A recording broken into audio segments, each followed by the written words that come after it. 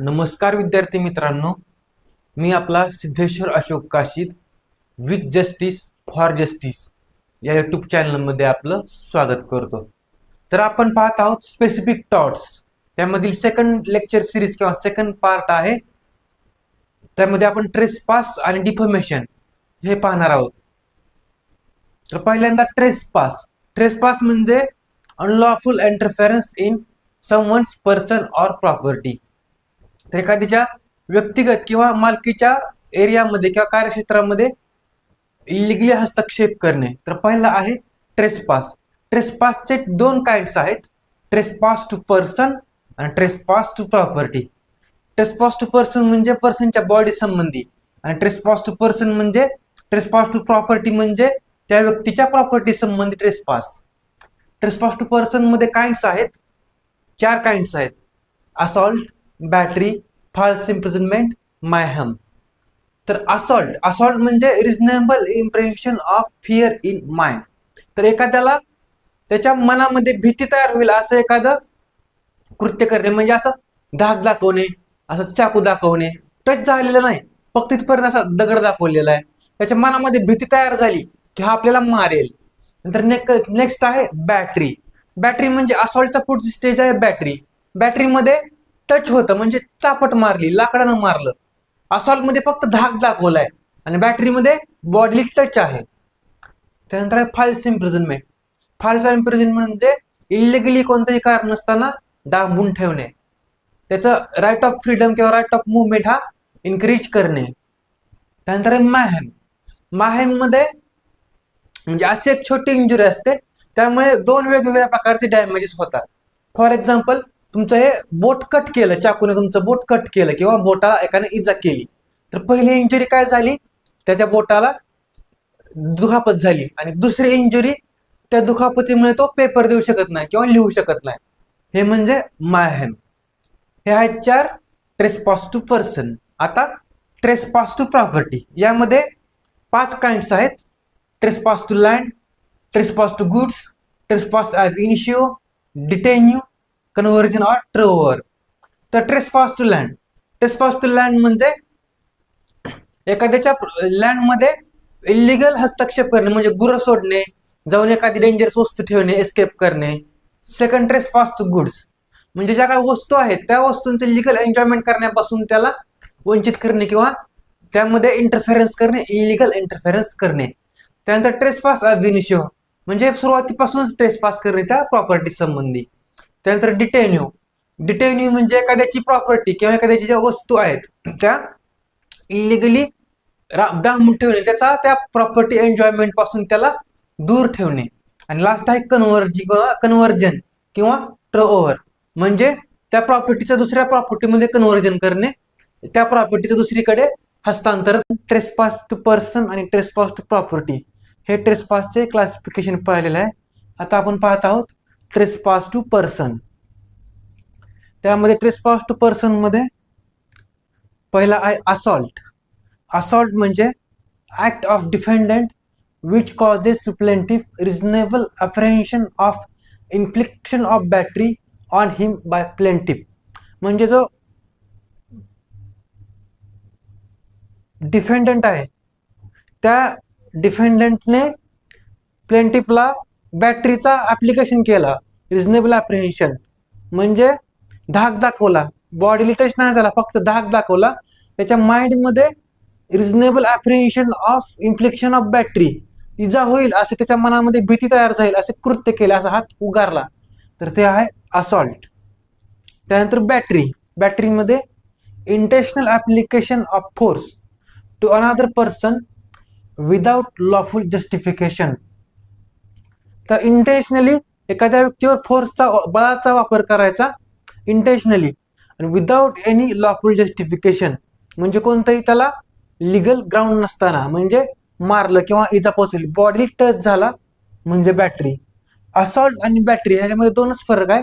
Assault मध्ये फक्त fear आहे आणि बॅटरीमध्ये बॉडीली टच आहे, बॉडीली इंजुरी आहे.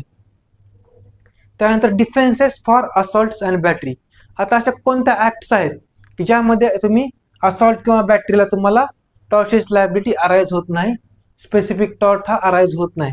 तर त्यामध्ये आहे self defence, defence of one's property, expulsion of trespass, retaking of goods, parental authority, preservation of public peace आणि लिगल प्रोसेस.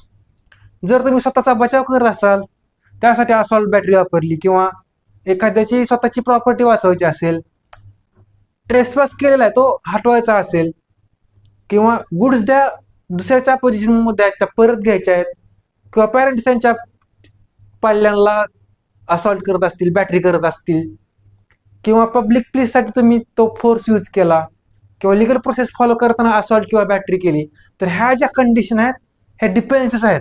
यामध्ये तुमच्यावर असॉल्ट किंवा बॅटरीमध्ये ॲक्शन होणार नाही. नेक्स्ट आहे मॅहेम आणि फॉल्स इम्प्रिझनमेंट. मॅहेम म्हणजे kind of battery which causes injury to person and makes him disable to defend himself. Example cutting off fingers. Mayhem म्हणजे अशी इंजुरी की त्या इंजुरीमुळे त्या पर्सनला डिफेंड करण्यापासून रोखलेला आहे, किंवा अशी इंजुरी की ती डबल इंजुरी आहे. समजा एखाद्याचं कटिंग ऑफ फिंगर, समजा एखाद्याचं बोट कट केलं तर त्याला ते बोट कट केल्याची इंजुरी, आणि दुसरं म्हणजे नंतर तर तो काही वस्तू धरू शकणार नाही किंवा लिहू शकणार नाही, ही दुसरी इंजुरी म्हणजे मॅहेम. आणि चौथा आहे tort against person, false imprisonment, डांबून ठेवणे. Imposition of total restraint for some period without lawful justification. तर कोणत्याही लिगल कारणाशिवाय, कोणत्याही लिगल जस्टिफिकेशन शिवाय त्याला टोटली बांधून ठेवायचं, टोटली डांबून ठेवायचं ठराविक कालावधीसाठी, हा आहे फॉल्स इम्प्रिझनमेंट. त्याची लिबर्टी व्हायलेट करणं. आता फॉल्स इम्प्रिझनमेंटसाठी काय रेमेडीज आहेत? पहिला आहे ॲक्शन फॉर डॅमेजेस, दुसरा सेल्फ हेल्प, तिसरा habeas corpus. Action for damages, त्याला जे डांबून ठेवल्यामुळे नुकसान झालेलं आहे त्यासाठी ॲक्शन घेणं, तो तिथून पळून जाऊ शकतो. किंवा सेल्फ हेल्प, तो दुसऱ्याची मदत मागू शकतो किंवा स्वतः तिथून डांबलेल्या ठिकाणावरून पळून जाऊ शकतो. किंवा हेबियस कॉर्पस, आर्टिकल 32 आणि आर्टिकल 226 भारतीय संविधानानुसार हेबियस कॉर्पसची रीट फाईल करता येते, म्हणजे त्याला त्या व्यक्तीला आपण सोडवू शकतो. त्यानंतर आहेत डिफेन्सेस फॉर फॉल्स इम्प्रिझनमेंट. कोणत्या ॲक्टमध्ये फॉल्स इम्प्रिझनमेंट हा टॉर्ट मानला जात नाही? तर फर्स्ट आहे सेल्फ डिफेन्स, स्वतःच्या बचावासाठी जर एखाद्याला कोंडून ठेवलं तर ते ॲक्शनेबल नाही. लॉफुल ड्युटी, जर एखाद्याला पकडून ठेवायचं आहे पोलिसाला, आरोपीला, तर ते तिथे पण हा फॉल्स इम्प्रिझनमेंट येणार नाही. त्यानंतर कन्सेंट, संमतीने डांबून ठेवलेला आहे. त्यानंतर पब्लिक अथॉरिटी, एखादी पब्लिक अथॉरिटी आहे जी तिचं काम करताना डांबून ठेवते, ते पण ॲक्शनेबल नाही. त्यानंतर एस्केप फ्रॉम लॉफुल कस्टडी, जर एखाद्या जेलमधून पळून गेला किंवा पोलीस कस्टडीमधून पळून गेला आणि त्याला बांधून ठेवलंय, तर तो पण फॉल्स इम्प्रिझनमेंट होणार नाही. कारण फॉल्स इम्प्रिझनमेंट म्हणजे विदाउट लॉफुल जस्टिफिकेशन, परंतु त्याला लिगल कॉज आहे. त्यानंतर असिस्ट टू लॉफुल ऑफिसर, एखाद्या चोराला पकडून देण्यासाठी मदत केली आणि त्या ऑफिसरने त्याला डांबून ठेवलं, तर हे सुद्धा फॉल्स इम्प्रिझनमेंट होणार नाही. आणि लास्टली आहे कन्फाइनमेंट ऑफ ल्युनाटिक, एखादा वेडा पर्सन आहे त्याला पकडून ठेवायला मदत केली तर ते सुद्धा फॉल्स इम्प्रिझनमेंटमध्ये काउंट होणार नाही. आपण पाहिलं ट्रेसपास टू पर्सन, आता सेकंड आहे ट्रेसपास टू प्रॉपर्टी. त्यामध्ये फर्स्ट काइंड आहे ट्रेसपास टू लँड, म्हणजे wrongful interference over another's property without lawful justification. यामध्ये याचा अर्थ हा आहे की wrongful interference over another's property, दुसऱ्याच्या संपत्तीमध्ये चुकीचा हस्तक्षेप, विदाउट लॉफुल जस्टिफिकेशन, कोणतंही त्याला लिगल कॉज नसताना, म्हणजे कोणतंही कायदेशीर कारण नसताना दुसऱ्याच्या प्रॉपर्टीमध्ये चुकीचा हस्तक्षेप म्हणजे ट्रेसपास टू लँड. आता ट्रेसपास टू लँडचे essentials: plaintiff possess land, defendant entered into land and remained there, such entry without lawful justification. तर इसेन्शियल्स काय आहेत? तर जो प्लेंटिफ आहे त्या प्लेंटिफकडे त्या लँडचं पोझेशन पाहिजे आणि त्या प्लेंटिफच्या लँडमध्ये डिफेंडंट हा एंट्री केली पाहिजे किंवा तिथे तो थांबला पाहिजे, राहायला पाहिजे. आणि त्याची जी ती एंट्री आहे ती एंट्री विदाउट लॉफुल जस्टिफिकेशन, कोणताही कायदेशीर आधार नसताना असली पाहिजे. आणि मग ती एंट्री कशी होईल? By himself or through material object. तो स्वतः तिथं त्याच्या जमिनीमध्ये जाऊन किंवा एखादा वस्तू त्या ठिकाणी प्लेस करून. ते मग कसं? बाय रॉंगफुल एंट्री, चुकीच्या पद्धतीनं तिथं प्रवेश करून, किंवा बाय अब्युजिंग लायसन्स, त्याला जाण्याचा अधिकार आहे परंतु तो त्या जाण्याचा परवाना चुकीच्या पद्धतीने वापरून, किंवा प्लेसिंग थिंग्स ऑन लँड, त्या ठिकाणी काही गोष्टी ठेवून, समजा सिलेंडर ठेवला, दुसऱ्या काही गोष्टी त्याच्या शेतामध्ये नेऊन ठेवल्या तर त्या गोष्टी, किंवा बाय कॅटल, समजा त्याच्या शेतीमध्ये गुरं सोडली, जनावरं सोडली तर तो सुद्धा एक ट्रेसपास टू लँड आहे. आपण ट्रेसपास टू प्रॉपर्टी, त्यामध्ये ट्रेसपास टू लँड हे पाहत आहोत. त्या ट्रेसपास टू लँडचे डिफेन्सेस, म्हणजे कोणत्या कंडिशनमध्ये ट्रेसपास टू लँड हा ॲक्शनेबल होत नाही. तर पहिला आहे प्रिस्क्रिप्शन. जर तुम्ही 12 वर्षापेक्षा जास्त काळ त्या जमिनीवर वास्तव्य करत असाल किंवा पोझिशन असेल तर तो ट्रेसपास ग्राह्य धरला जात नाही, प्लेंटिफला रिलीफ भेटत नाही. नंतर authority of law, lawful authority सुद्धा ट्रेसपास करू शकत नाही. त्यानंतर री एंट्री ऑन लँड, लँडवरती तुम्ही री एंट्री करत असाल तर तो सुद्धा ट्रेसपास टू लँड नाही. नंतर इजमेंट, इजमेंट म्हणजे शेतातून दुसऱ्या त्या ठिकाणावरून रस्ता जात असेल आणि त्या रस्त्यासाठी तुम्ही एंट्री करत असाल दुसऱ्याच्या लँडमध्ये तर तो सुद्धा ट्रेसपास टू लँड नाही. त्यानंतर लिव्ह अँड लायसन, व्हॉलंटरीली त्याने कन्सेंट दिले असेल तरी पण तो ट्रेसपास टू लँड नाही. त्यानंतर नेसेसिटी, आवश्यकतेसाठी गेला असाल. आणि अबॅटमेंट ऑफ न्यूसन्स, न्यूसन्स झालेला आहे तो न्यूसन्स दूर करण्यासाठी तुम्ही त्या व्यक्तीच्या लँडमध्ये गेलेला, तो सुद्धा ट्रेसपास टू लँड नाही. त्यानंतर नेक्स्ट आहे remedies for trespass to land. Trespass to land हा कसा दूर केला जाऊ शकतो, त्याला कोणत्या कोणत्या रेमेडीज आहेत? फर्स्ट आहे रिकव्हरी ऑफ पोझिशन, त्या लँडचं पोझिशन परत ताब्यात घेणे. नंतर एक्सपल्शन, त्याला वगळणे, त्याची एंट्री वगळणे. नंतर ॲक्शन फॉर मेन्स प्रॉफिट, जो त्या लँडमधून प्रॉफिट भेटत आहे तो ती जर व्यक्ती घेत असेल तर त्यासाठी ॲक्शन घेणे. आणि सूट फॉर इजेक्टमेंट, त्याला त्या एंट्रीपासून दूर करण्यासाठी सूट फाईल करणे. हा आहे ट्रेसपास टू प्रॉपर्टी मधील ट्रेसपास टू लँड. तर आपण ट्रेसपासचे काइंड्स पाहत आहोत. पहिला काइंड ट्रेसपास टू पर्सन पाहिला, दुसरा काइंड ट्रेसपास टू लँड पाहिला, तिसरा काइंड ट्रेसपास टू गुड्स. तर यामध्ये ट्रेसपास टू गुड्स म्हणजे intentional or unintentional interference with goods which are in possession of another without lawful justification. म्हणजे हेतूने किंवा हेतू नसताना, इंटेन्शनली किंवा अनइंटेन्शनली एखाद्या व्यक्तीच्या ताब्यामध्ये ज्या गुड्स आहेत, ज्या वस्तू आहेत ते त्याच्या ताब्यामधून परत घेणे, कोणताही त्याला लिगल बेस नसताना, कोणताही विदाउट लॉफुल जस्टिफिकेशन नसताना. इसेन्शियल्स ऑफ, आता याचे इसेन्शियल्स आहेत. Plaintiff have position of goods, position wrongful disturb without lawful justification. तर ती जी गुड आहे, ती जी वस्तू आहे ती प्लेंटिफच्या ताब्यामध्ये पाहिजे आणि त्या ताब्यातील वस्तू ही डिफेंडंटने रॉंगफुली त्याच्या ताब्यातून घेतली पाहिजे, हिसकावली पाहिजे.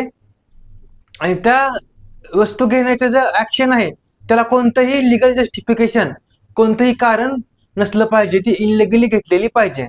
आता ह्या ट्रेसपास टू गुड्सला डिफेन्सेस आहेत. पहिला आहे सेल्फ डिफेन्स ऑफ प्रॉपर्टी, स्वतःची प्रॉपर्टी वाचवताना तो दुसऱ्याच्या ताब्यातून घेऊ शकतो, तो ट्रेसपास टू गुड्स होऊ शकत नाही.